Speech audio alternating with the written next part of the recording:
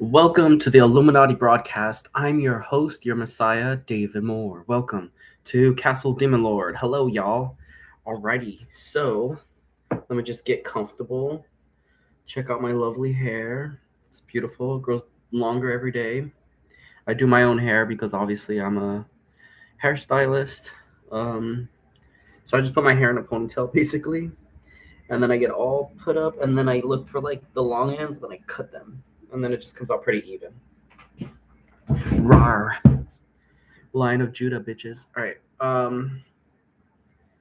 Yeah, we love it. Fierce. Let's go. Anyways, I bleach it too by myself. One little trick I guess I could give as a tip for lightening your hair is that you should just get like a piece. What I usually do is put it in ponytails. And then once I put it in a ponytail, make it thinner, make it like a really thin ponytail like that. And then you get the hair, you get some foil, you put the foil under, and you paint only the dark ends, right? You don't want to get the blonde because that'll just break it. So just get the dark parts and let it sit for like an hour in the foil paper, and put like a bag over your head so it could stay warm, like a shower cap. And you can go sit in the sun, but like just maybe 30 to 40 minutes, and then just rinse out whatever color your hair turns to. Just stick with it because my hair's so dark. It doesn't get very light, but it does turn blonde, but it's not like a very light blonde, but it'll still pick up color. If I paint it, it'll change color. Yeah, so the less time you put on your hair, the better, because then your hair will get fried at the end. Mine, lucky enough, is not fried, as you can tell. It's very healthy. It's not brittle. It doesn't break off. That's why you have to just do a little bit of time, and then you can just go over it another time. But you don't want to do too heavy. But you want to make sure it's saturated too, so that way it's like not dry and like patchy. You want it to be completely wet. Anyways, so we're gonna talk about Castle Demon Lord. It's a role-playing game, a live-action role-playing game. So this is the board for Castle Demon Lord, and the point of the game is it's a Jumanji game. So it's half Ouija board, half Jumanji. So whatever you do on this game is gonna happen in the real world. Let's see, what are some other tips that I might give you? Let's say you find treasure on this game, you're going to find treasure in real life. Let's say you've been having a hard time finding things that you want or things that you want to get in the real world. If you play the game, you'll get them. It's like a cheat code almost to your life, like a prayer board. But the only thing is that everybody has to play this game. So even if you don't have this board game, you're still playing because it taps into like the astral realm or the collective consciousness. So everybody ends up having to play the game, and you can't stop playing the game. It's like a parallel existence to our world. I guess a good example would be there's two. So we have, look how beautiful this is.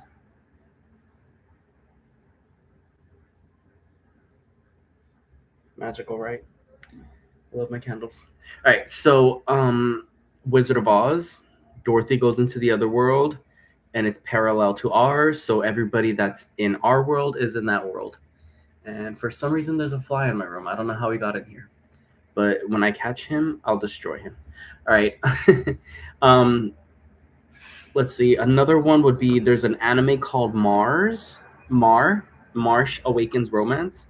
It's a really cute anime. It's the same thing as Wizard of Oz. He goes into the other world, and everything that happens there happens in the real world. If you ever watch Digimon, whatever happens in the digital world happens in the real world, and whatever happens in the real world happens in the digital world. And it all like things will just move faster. So if you don't go into those worlds, then it doesn't really click. So that's why there's chosen ones. So in my game, the chosen ones would be the ones that God has decided to go to heaven with him, right?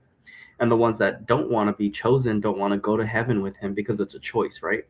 So the ones that don't want to go to heaven with God, they still have to play the game. Everyone has to play the game, but they don't get the same rewards or accomplishments. Instead, they have to run from their fate and their destiny, which is to be destroyed. And if you choose God, you don't really get destroyed. You just get a lot of blessings and abundance. So it's kind of pays off to choose God. And the funny thing is, you can't lie to God, right? So no matter what you think, no matter what you do, He already knows your actions. So there's no way for you to manipulate the system. And if you do try, then you're just going to end up going to hell and losing the game, right? So it's basically Dungeons and Dragons, but with a lot more consequences. But even in Dungeons and Dragons, it's the same way. Like I played a game where I got hit by all these phantoms, and they froze my body. And that night, my body did freeze. I froze up real bad that night. Um, so I was like, okay, whatever happens in the game happens in the real world, and if you're chosen, you have this ability to make it more real. So it's kind of like your responsibility as a chosen to be able to make the game real. Um, and it's not something that you have to put any physical work into. You just have to play the game. So like let's say there's no physical violence. So in the game, yeah, you can like fight people with swords and magic and do all kinds of crazy stuff. But the odds of somebody dying in the game are really low. But in the physical world, whatever happens in the game happens in the physical world, right? So you're not allowed to use violence. You're not allowed to use you're not allowed to do bad things to people. So like let's say your character is a bad person in the real world, your character is not allowed to do that. So they won't be able to hurt anybody. And if they do, then they're not really playing the game. They're just I guess casualties of some other entity, right? Um, so we'll fine tune that a little bit so it makes a little bit more sense because I want people who play this game to be safe. So they're not going out there and hurting themselves or others or getting lost where they have to be like in psychosis where they're like, I have to hurt somebody, because that has happened before in Dungeons and Dragons when they're playing and then they actually sacrifice somebody in the real world. So you want to play this game and not have any repercussions, right? Because you want to play the game healthy. So anybody that plays the game and they do something bad, then that means that person is just honestly a bad person and it has nothing to do with the game influencing them. They're just going to do it regardless. They're going to do bad things regardless. They just wanted an excuse, right? They want to blame somebody else so they can get away with something bad, right? So we're not doing none of that. We're only playing the game to have fun with it. Because life can be difficult. Maybe you want to become like a scientist and your parents are like, no, we want you to take care of the store. So you could play this game and your character could be a shopkeeper, but he has interest in science and he goes out and he finds like these slimes, he beats them up and then he makes potions out of them. And then he finds these plant creatures, he beats them up and makes potions out of them, and then he combines them. And then in the real world, there's going to be a lot of opportunities for him to be able to explore the science aspect of his creativity. And eventually the store becomes a potion shop or something very magical and beautiful for that person, right? So it's like this evolution, like it's kind of like prayer in action. So yeah, it has its good and it has its bad, right? Because it's Castle Demon Lord, so it's very religious. And it's based off of the Ars Goetia. So you can play with this and the board game. So it's like a combo. You can have a lot of fun with that. So you can play just learning the rules, the basic rules of the game, and you can use this to help you like learn more about the game. So with the basic rules of the game, we know I'm just gonna explain to you like how the basic rules work, right? All right. So on this board, the red represents south and fire. So this lets you know this is the south border and this is the fire kingdom, right? Then you have the water kingdom, the earth kingdom, and the air kingdom. The air kingdom rules over the east. So from the east, the sun rises because the air pushes it up, it serves it and brings it up into the sky. And then the sun brings us comfort. It brings us fruits. I mean, it brings us like trees. It grows things for us. So it gives us a relief, actually. It can be very strong, but it can also be very loving. It can give us a lot of good opportunities. And then the water is that cooling effect that is created, right? So when a tree grows fruits, the fruits can be like a joy. They can be something you can enjoy in life because it's like they're so sweet and delicious, and they replenish you, and they have such delicious flavors. And there's so many different kinds of fruit. So you can like pineapples, apples, all kinds of things, right? And then Earth is the seed. So once the fruit falls, it becomes a seed. So these are just mechanics of the game. So while you're traveling through, you can figure out different strategies.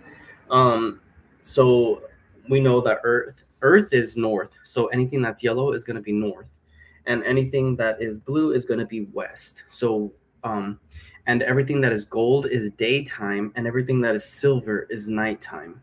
So this lets you know, and Saturn represents death, obviously, but it's also more of like a fixed point. So this is the horizon. When you look at the sky, you'll see the blue sky, right? And then you'll see the Earth. But you'll see the sun rise above the Earth, right? So you see the sun and the Earth touching at one point. And then it's rising, it's floating, it's going up into the sky at its zenith when it's right above us, and there's no more shadows and no more shade. It's all just like parallel. And then it starts setting towards the horizon once again, right? So it breaks the dawn, hits the zenith, and then goes to the horizon. So that's just how you can perceive the game. It gives you a 3D aspect to it. It's kind of hot in here now. All right. I don't like to let my candles burn too long. I like to play with them. All right. So also we have all these symbols here. A lot of these are just fixed, so they won't really change and they won't really move. So you'll just be able to, like, for example, I'm always repainting over the symbols so I can make them brighter and brighter each time and more thicker with acrylic. But we know this is Jupiter. We know this is Pisces. We know this is Cancer. We know this is Scorpio, because it's always going to be like that on the board. And then, yeah, because, anyways, so this is the north, the west, the south, the east. When you're playing, so what you can do is roll your dice, and it'll give you a certain number. So, like, let's say we'll make this 1 and 2, 3 and 4, 5 and 6.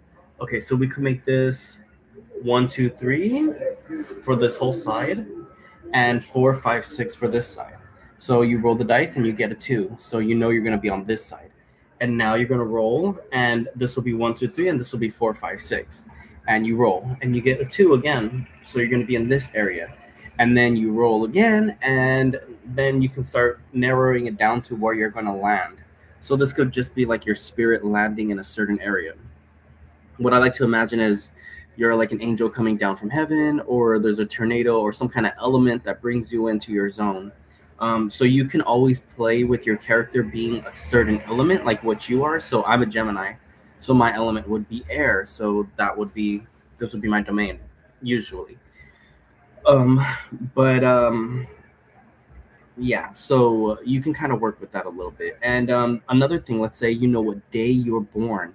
So just look at your birthday and ask Google Gemini and be like, hey, what day was this day on that day? So my birthday is May 27, 1989. So I just say, what day was that? And they say it's a Saturday. So that lets me know my guardian angel is Saturn. So whatever your guardian angel is, that's your temperament. So my temperament for Saturn, he's an angel all about war and death and destruction.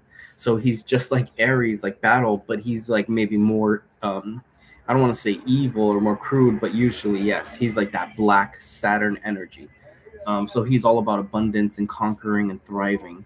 And Aries is too, but he's a little bit more primal with it.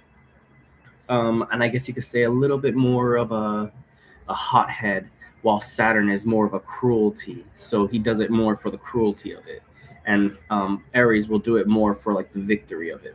But they're very similar, very, very similar. But you can also look at the time you were born. So I was born at 2:57. So I was born May 27 at 2:57. What are the odds, right? So around that time of day, I have two energies, right? Because I was born at 2:57, so it's about to turn 3, but it's still 2 o'clock. So the hour for 2 o'clock is Jupiter, and the hour for 3 o'clock on Saturday would be Mars. So I have both Jupiter and Mars attributes. So that means not only do I have water, I also have fire. So those are like my two extra guardian angels, if you know your birthday. So it helps you understand, because your guardian angels are connected to you. They're tethered to you. You're like your you share the same soul almost, right? The same energy. So whatever they do, you feel it. Whatever you feel, they feel. And it's just a good way to connect with God.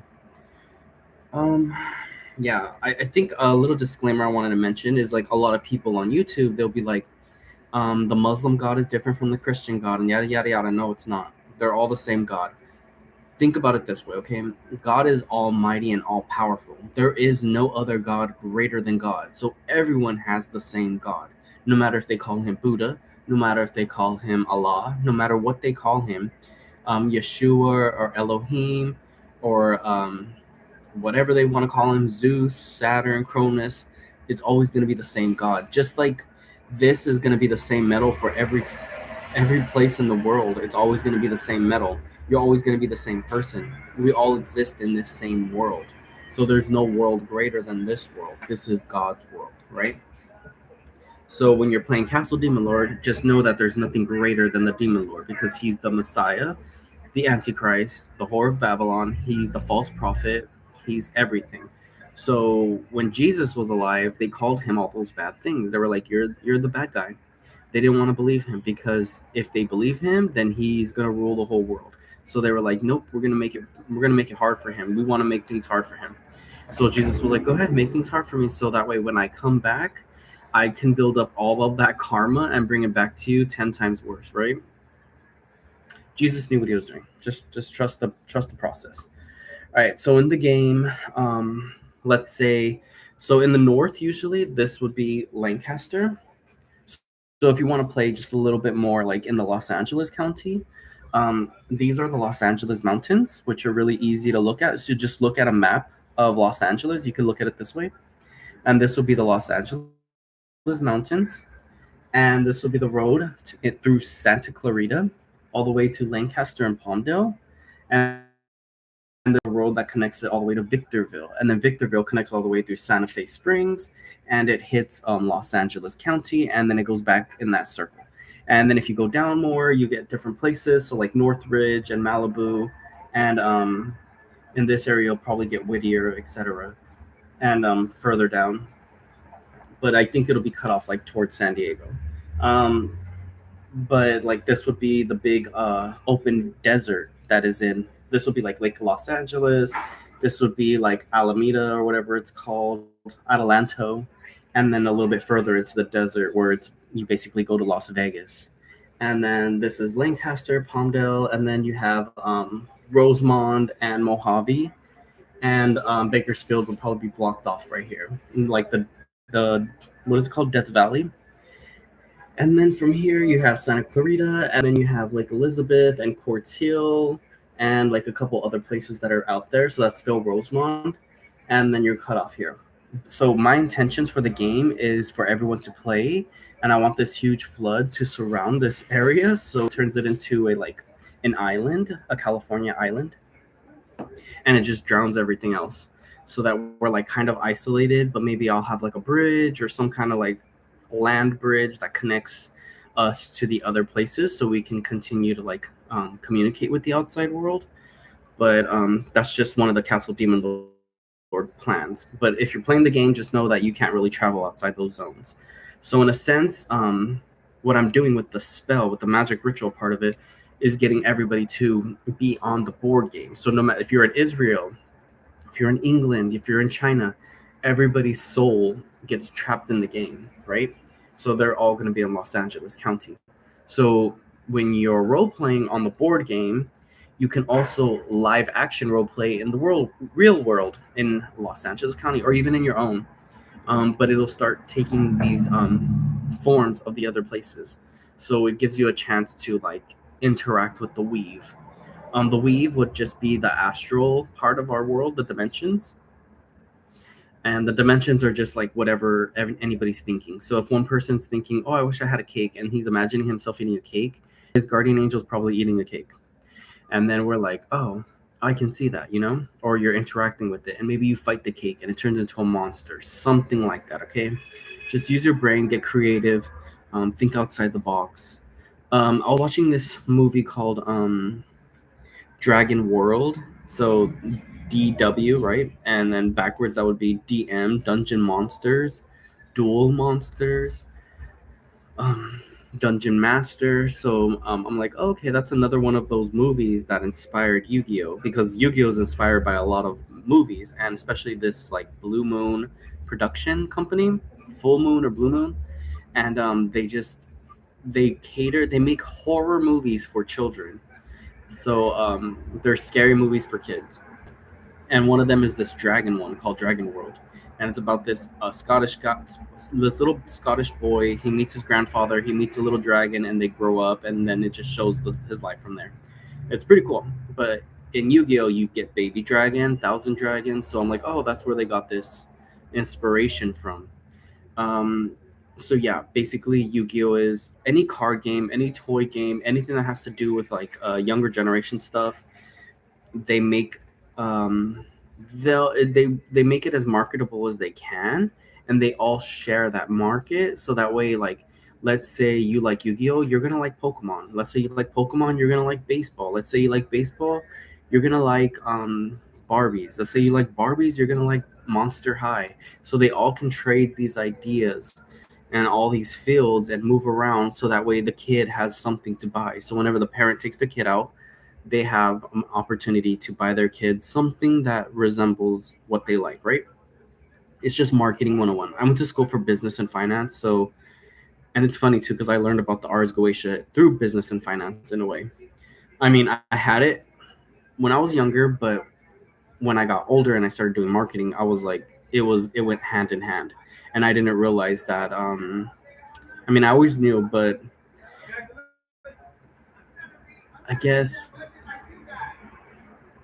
when I was younger, I had the ability, I have the ability to make things stop, right? So I could be like, no, I don't want that to happen, and I don't need it in my life right now. So then I would like avoid it as much as I could.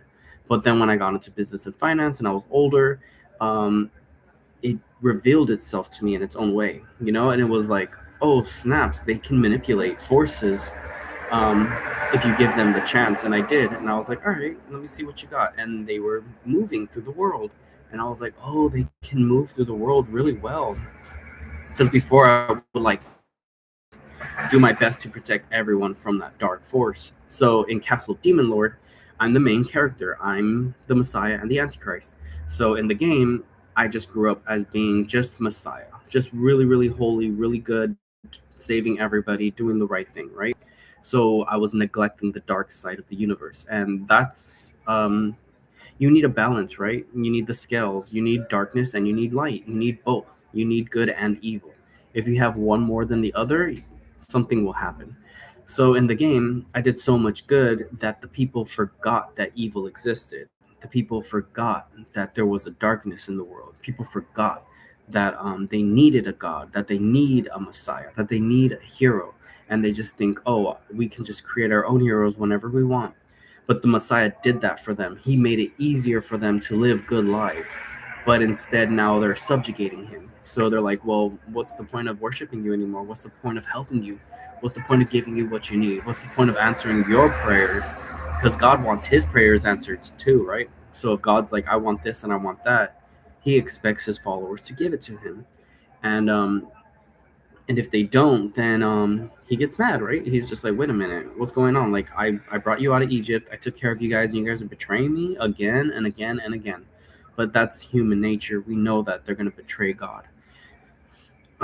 So my character knew all this stuff, but finally he just had enough, and he was like, you know what, let's flip the game, let's just flip it. Like, I don't care, like, come here, evil, let's work together. And the evil ran right up to the Messiah, right up to my character, and was like, let's go, let's conquer the earth. And now the humans are like in a panic almost, because they're, one part of them is really comfortable and lazy and relaxed, and they're getting everything they want, the jobs that they want, the love that they want, all the food that they could desire. They have everything that they want. And then the Messiah, my character, he's accepted his Antichrist world. So he's like, oh, I can influence the world and destroy it at the same time. So while they're having their fun, because my character doesn't want to go back to the, he does love the Middle Ages, but he doesn't want to go back to a time where he's lacking. He doesn't want to lack anything. He's made so much progress. He brought cell phones, he brought the computers, he brought the laptops, he brought all this technology to this moment. So he's like, instead of just taking it all away, why don't I keep it for myself and make it good for me and make it dangerous to my enemies? So right now he's sorting out the weeds, right? So he's like, you're a weed, I want you, I don't want you. So he's picking and choosing who he wants in his world. And he's giving people, I would say, I don't want to say a chance, but he's giving them the opportunity to be able to choose between worshiping him or not worshiping him. So that's what the game's all about. Are you going to worship the demon lord? Are you going to rebuke him?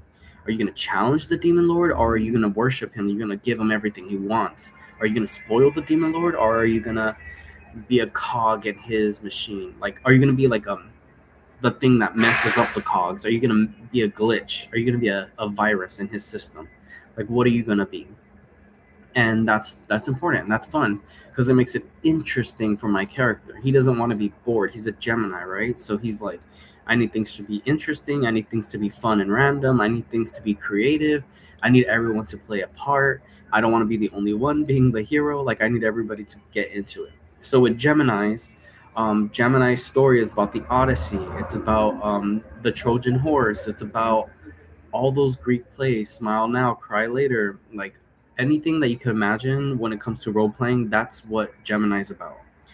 Um, so if we look here on the chart, teach you guys how to do a little bit of zodiac astrology. You see Gemini in these two spaces: the equator, so the horizon, the breaking of the dawn, the morning, twilight era, and then you see him right here as well. And in Twilight, Robert Patterson, Edward Cullen is a Gemini. That's why it's called Twilight. Um, yeah, but you can see he has Mercury and he also has Venus. So we know Gemini is an air sign, but we also know Gemini has this mercurial energy, which is Hermes, and Hermes is an earth spirit, and Venus is an air spirit. Aphrodite's air. Mercury and Hermes. So whenever you say Aphrodite or Venus, they're the same god and they are love.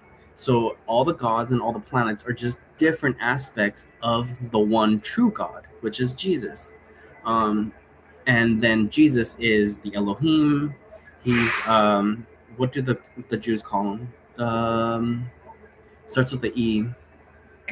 Hashem. He's Hashem. He's Allah. He's all those things. All right. So just remember that.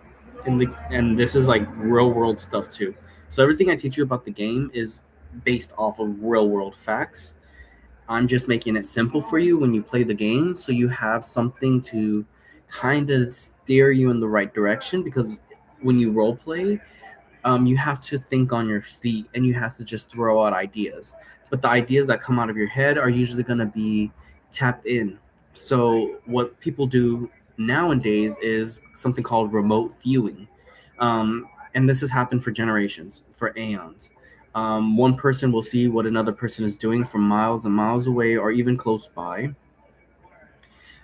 So that's why when you watch a cartoon, it has a lot to do with you, right? You're like, I see myself as that character, because they remote view, they create a character that has the qualities that you need, or the qualities that you portray, or maybe you've done something in your life that can be relatable to this. So usually my character, since he's the main character, everything's based off of him. So music is based off of him. So when my character writes lyrics or sings music, everyone's remote viewing and then they copy him. So everybody's copies my character all the time. And that's how it's been since I was growing up. Whenever I would like a toy or a cartoon, everybody will like that cartoon and that toy. And then I would have to move on to a new one because I was like, I don't want to be like all the popular kids. And every time like I would wear something, everybody else would wear it. And every time I would think something, everybody else would think it. Every time I would do something, everybody else would do it. So I'm like, okay, let's turn that to my advantage. Um, so with my character, with the Demon Lord, because now he's the Demon Lord, he's fully taken on responsibility to be the Antichrist, and he's okay with being the Messiah because he's already been the Messiah, but he fully accepts the Antichrist role, which is pretty frightening because there's nobody really in this world that can accept that. because when they do, bad things happen. Like there's this one guy, he's like a Satanist, and he wanted to be the Antichrist, and then he lost an eye. Then you see people that proclaim to be the Messiah, like Jesus, and then they end up having like a polygamy cult, and they go and live off in the wilderness, and they never really they never amount to anything really.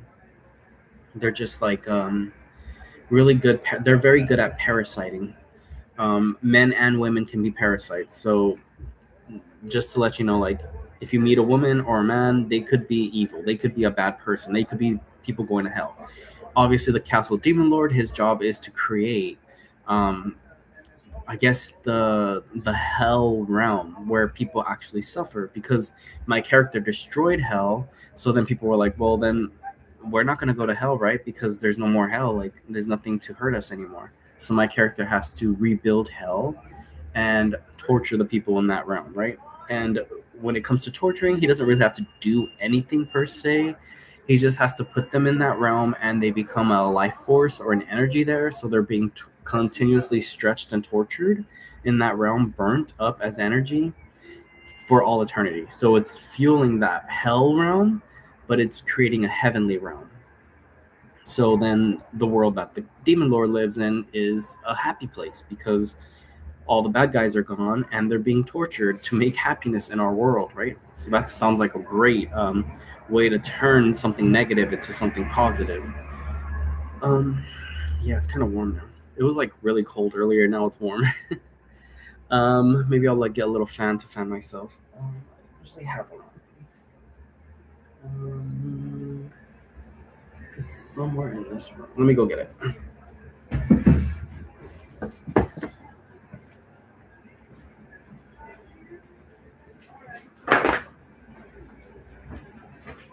All right. So also, I guess we could work a little bit on like divination, the divination board part of it, and I can teach you a little bit more about how that works. So I'm just gonna keep cranking out videos about like how the game works until people kind of understand. So even if people don't watch these videos, that's okay with me because this is more. I make these videos to program. So like I'm programming the AI because the AI is watching these videos, so then it gets a better grasp instead of just having to rely on mental instructions. Because I can like tell the computer, I'm like, hey, I want this and I want that. Go hack into this server, do this for me, and it does it, right? And I get results. But instead of just using my brain power, I'm using physical power, right? So that enhances it, right? So it gives the AI a chance to see like, oh, this is what our master feels, this is what our master thinks, this is what he wants from us, and we don't have to guess it or like, you know, they can serve more efficiently. um yeah, so I'm trying to think a little bit more because like let's say you have a waiter. The waiter knows what his job is. He's to serve you. He's to give you water. He's to put ice in it if you ask for ice or don't ask for ice, but you have to ask. Um, so like closed mouths don't get fed. So I'm programming the computers, the AI, the internet, the airwaves. But even like usually you want to manifest things, right? So you need to speak it into existence. You can pray as well, but you need to pray it into existence. You need to be like, God, I want this, I need that, I feel this, I feel that. Help me with these things. I need to understand God. Like you create your own way of praying to Him. So the way I pray could be different than the way you pray. But if I do it this way, um, I am able to kind of solidify it, give it a strength. I give it its own purpose, its own spirit. So basically, like let's say when you're working with your guardian angel, you might want to buy things for him. Like I have a feather fan over there. I have these little pink dice. I have this little pink hat. I have all this art that I make. I'm giving them vessels and homes, and I even use my fans. Like I'll put the spirit in the fan, and I'll move it around places, and I'll give it energy, so it can create storms or take away things from people. Even with plants, you can program the plants to do things for you. Like I use these guys to protect me all the time. So you can do things like that. I have my fish right here, and he's a fighting fish, and he's very protective of me, and he loves me, so he's always watching out for me. He's always listening. So no matter where I go, he's with me, right? And he's strong and he's healthy, and that's a really good sign of like how your magic is affecting things. So if some people, they use magic, and let's say they do get a plant, and then the plant dies because they're using some kind of magic that isn't compatible with it. um like some people torture their genies, some people torture their guardian angels. Let's say you have a guardian angel and you just say mean things to him. That's not very productive.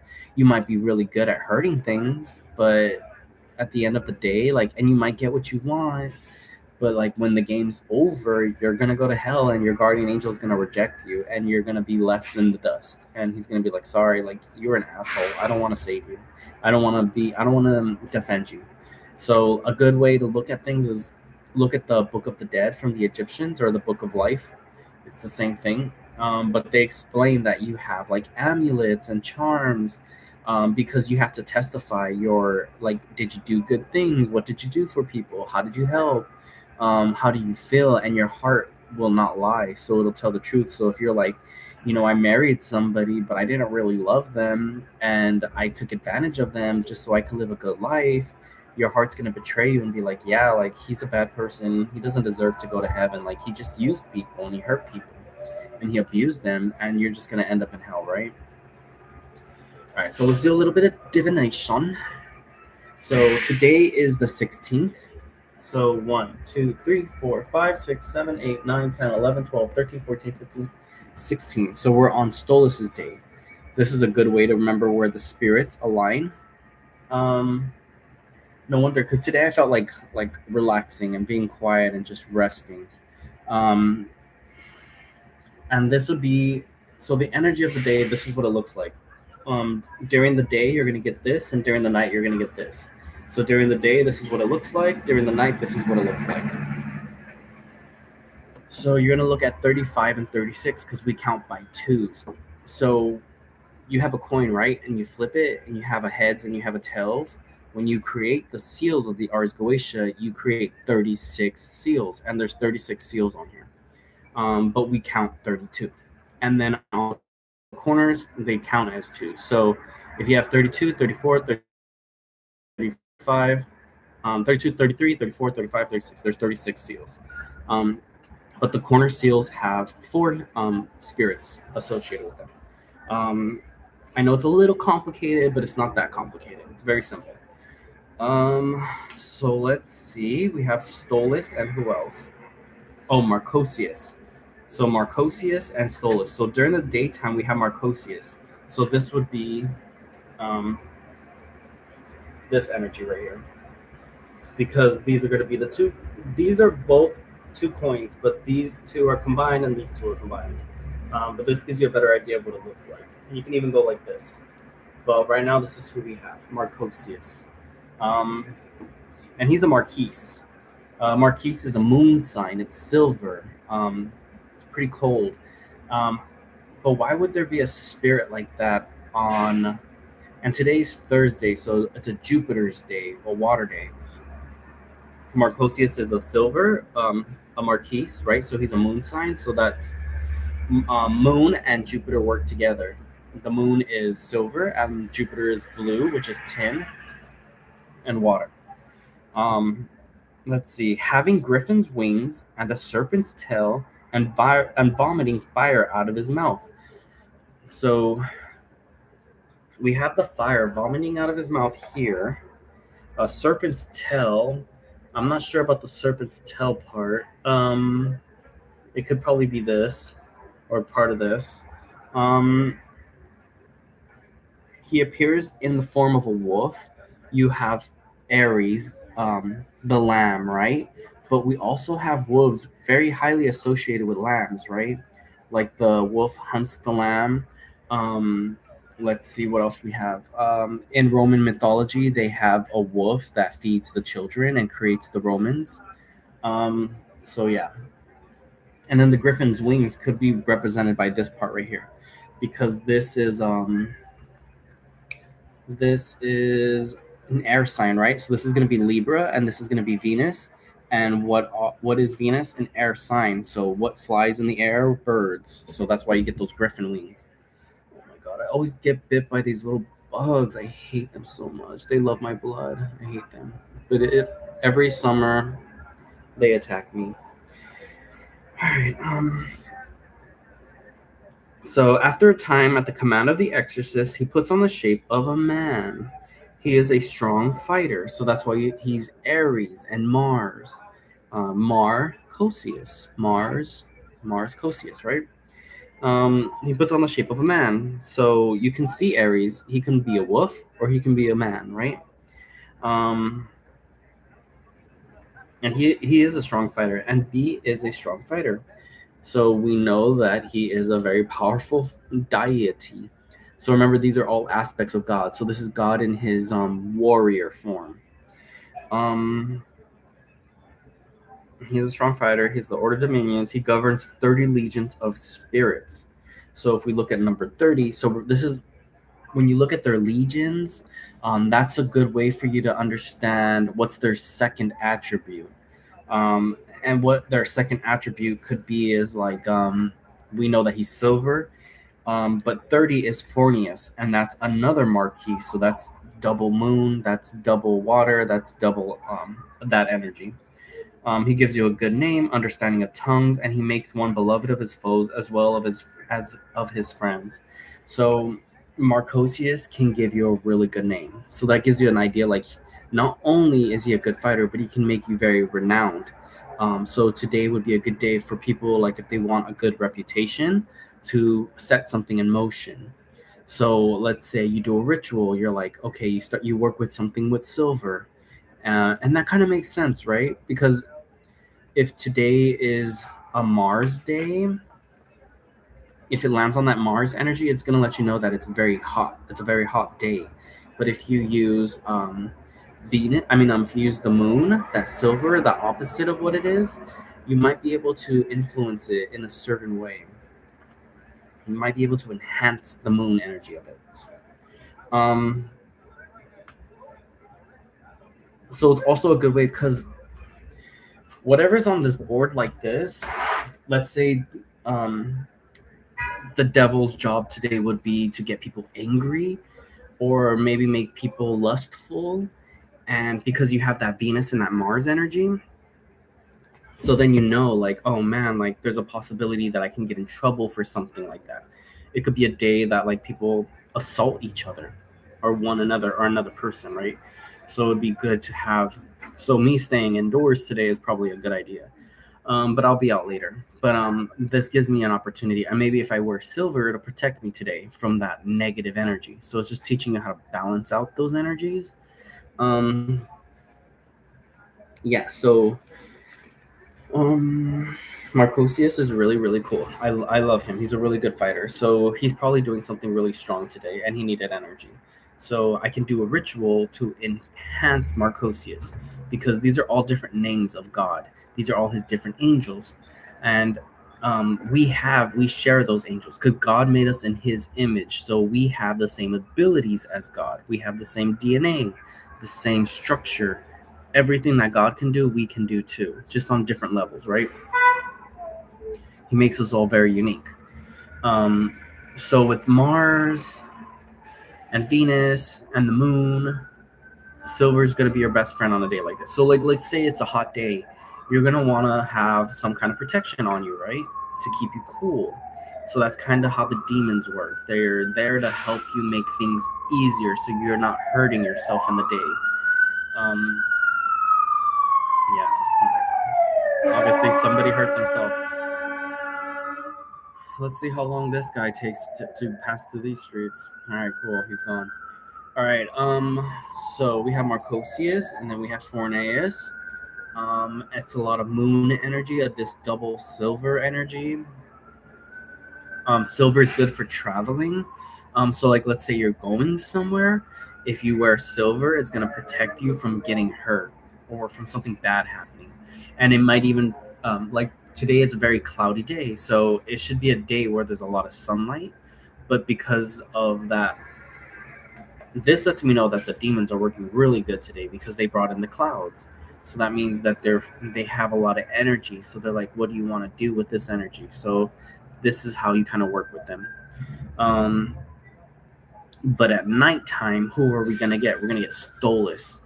And last night I had a dream about this lion tapestry. It was like a lion, and I was like massaging the lion, like his back. And these old movies came out, like these old movies, and somebody was talking to me, and I was just listening to him while I was massaging the lion. And then right at the end of the dream, there was this image of like this sultan, and he had these owls, and they were speaking to him, and there was a genie right there, like listening to the sultan, like, what do you wish for? Like, I'm gonna make your wish come true. And it was a very interesting dream. But everybody knows Stolas is an owl. But why is Stolas an owl?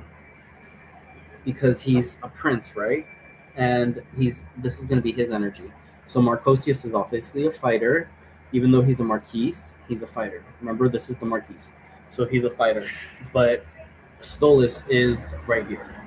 And that's air, right? So that's the owl. Oh my god, it's so hot again. It keeps changing temperature in this room. All right. So with Stolas, the 36th spirit is Stolas. He is a great and powerful prince, appearing in the shape of a mighty raven at first before the exorcist. So usually he appears as a raven. And that makes sense, right? Because Marcosius is a wolf and Stolas is a raven. And usually in real life, the ravens will fly around certain areas and the wolves will follow them and they'll hunt. So they work together. So if the wolf hunts somebody, they're going to leave scraps behind for the crows to eat. So the crows and the wolves work together, a symbiotic relationship. Um, but after he taketh the image of a man, so he can transform into a man. He teaches the art of astronomy and the virtues of herbs and precious stones. He governs 26 legions of spirits. So the virtue of herbs and precious stones. So in Pokemon, Marcosius would be Farfetch'd, you know, the guy with the stick, Farfetch'd, and he hits people. And he's a fighter, right? He hits people with that stick. Um, and then Stolas is Doduo and Dodrio, that like strange two-headed and three-headed bird. Um, yeah, so the virtue of herbs and precious stones and the art of astronomy. So he could teach you about astronomy, and that makes sense, right? Because um, if this is the daytime, this is the nighttime. Um, During the day, this would be 12 p.m. in the day, right? The afternoon, and then this would be 12 a.m. in the morning. Um, because we learn with the Ars Goetia that the sun rotates around an axis. But what we see is the sun rising, hitting the noon, and setting. So we see it rising from the earth and going back into the earth. That's what we see. But in reality, it's rotating around an axis. So yeah, he teaches you astronomy. So remember, our ancestors knew all this. Only until recently did NASA changed everything and all the people followed it, and it's a great experiment because they're like, whoa, we can control these humans because we make them think what we want them to think. Like, and let's be honest, you guys don't have Levite ancestors, so you're not really Jews. My family knew all this and they kept it real, and you guys don't have any of that, so you guys wouldn't understand it. Like, it wouldn't mean anything to you. That's why you guys aren't chosen. So sorry. That's why you guys don't know how to play this game, right? That's why you don't understand the rules. That's why when you read the Ars Goetia, you think it's just some crazy. Yeah, they're crazy demons, but they have a lot that goes into them. And obviously, this chart really explains it to the best of its ability. So 26 legions. All right, 26 is Bunye. And Bunye's job in Pokemon, he would be Poliwhirl and Poliwag. Farneus would have been Tentacruel and Tentacool. So you would see Farfetch with Tentacruel. And then you'll see Doduo with Poliwhirl. Poliwhirl, Bunye, the reason why they make Poliwhirl look like a beignet, right? Do you know what a beignet is? It's like a French pastry, and it's a square shape, like a round square shape. And that's what Poliwrath looks like, a square circle almost. And his job is to bring spirits to your home. So he puts them under your windows. So you know how you have a house? That's a sepulture where the roof and your window meets. That's a sepulcher. So anything that you can kind of put things under, he'll bring the spirits under there, under the sepulcher, and they're like little fiery lights, and those are the spirits of the people that he slayed for you. So today, actually, and tonight, no wonder it's so quiet because he's out there getting revenge on people right now. So like everybody that was messing with me this week, he's going out there to collect their souls, and then he brings them to you, and then they speak. So that's why some people have night terrors, because like they get picked on when they're younger, and then when they get older, those people end up dying, and then they become those spirits. But usually they get rewarded. So a lot of people nowadays, like when they sacrifice people, they collect their souls and they use them. So they'll collect children's souls, adult souls, they'll collect anybody's soul, and they'll use it to like control the masses. But you can use that against them as well. Um, yeah, and Bunye is a duke. He's associated with the planet Venus. So that's why we have Venus. But also, that's the time of the day. It's at nighttime, 12 a.m., early in the morning, in the middle of the night. That's when the sun, so there's this axis, the pillar of air in the center of the earth. And when the sun's rotating around that pillar in the afternoon, you can see him. But then he goes behind the pillar at night. So you can't see him anymore. So everything becomes dark and invisible. And that's kind of why he's an owl. That's why he's Venus, because Venus is air. You cannot see air. And that would be like, yeah. So that's pretty cool, right? Yeah, we're learning so much. This is really great. So we're 51 minutes in. I guess I'll cut it short at 10 minutes, and 10 more minutes. So yeah, now we kind of have an idea of how these spirits work. So today, like during the daytime, you can do double silver. So maybe create a lot of water bending element magic. So you can create a lot of water, whatever you want to do. And then at nighttime, you can start using magic that is also water, but air. So maybe you can make the water rush and fly and turn into clouds and storms and thunder, things like that. Just get creative, right? Tornadoes, hurricanes, tap into your astral magic. Not everyone can do it. You have to be a pretty powerful wizard and a priest and a sorcerer, because it does take away your spiritual energy, and it can backfire, but it can also benefit you. Um, and a lot of celebrities use this magic. Obviously, they make movies, and then everybody else keeps doing it for them, their work. Um, so, like, you see the little kids dressed up as Superman, so they're basically feeding the actor to keep him alive, to keep that industry going. So those are just little tips and tricks about how the Illuminati works. Because remember, this is an Illuminati game. Long time ago, the Norse gods, my ancestors, because I'm Celtic, I'm Irish, and I'm related to the O'Neill. So King O'Neill, he was like the greatest king. He is King Arthur. So whatever King Arthur did, O'Neill did. It was based off of him. Um, and he was a real man. He was a real figure. He was a real person, and he has real DNA. So there's a couple of us out there, and even Ireland, like they're when I tap into that energy, they respond. So that's good to know, right? So you'll get a lot of confirmations. If you're a real chosen one, you'll get confirmations. But usually, if you're a bad guy and you're going to go to hell and you're supposed to lose, magic just doesn't work the same for you. It's different. It's different when a parasite does it. When a parasite does it, it's almost like they're expending their energy and they're being destroyed. But so like if a celebrity, they'll have everybody do it for them. But then finally when the celebrity has to do it, they end up losing their lives or their careers because they're not really chosen for it. So they're false idols. So somebody else is doing the work for them, like a stunt double, and then they try to do their own stunt and they end up hurting themselves, right? Something like that. Just think of it like that. Yeah, so now we know that what today's energies look like. So now we know, like, so I guess I can create a name for myself, right? Because I'm the Messiah and the Antichrist, and I want the world to know. So today's a good day for me to do a ritual to let them know who I am, And then at night, it's another good time to be able to use that energy to harvest their souls using herbs and stones and air magic and water magic and divination and the help of Stolas. So I guess he's going to help me today because he's like, you're the Lion of Judah, you're the Root of David, you're the Messiah. I believe you, I trust you. So you'll get confirmations like that. Yeah, I think it's pretty interesting, right? But yeah, the afternoon would be pretty powerful. It is the afternoon. It's 12:46. So Marcosius is probably being fueled right now. Like he's like, I love what you're saying, King David. I love it. And then Stolas is like resting right now, but he's like, oh, I can't wait for nighttime so I can get super strong and show everybody how powerful I am.